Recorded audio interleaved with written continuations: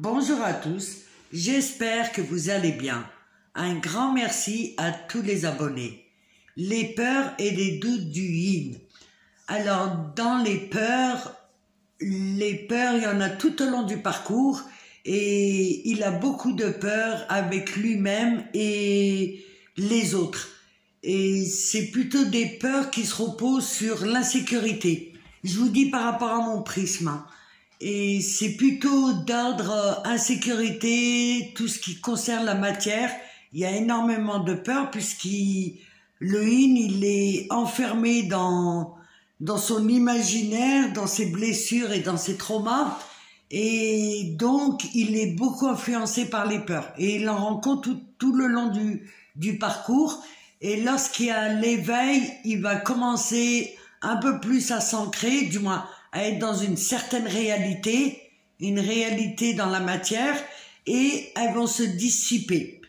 Concernant les doutes, il en a toujours des doutes, pareil, tout au long du parcours, doutes sur lui-même, doutes sur les autres.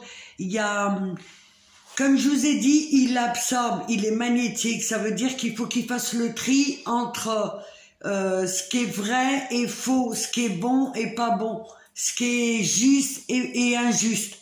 Et il a tout ce tri à faire. Et il va avoir une période aussi de doute concernant son yang. Une fois qu'il est en éveil, il va douter, dandiner, danser. Est-ce que j'y vais pas? Est-ce que c'est la bonne personne ou pas? Il va avoir des doutes comme ça. Et ce que je conseille au yin, c'est de couper un peu avec l'énergie du yang.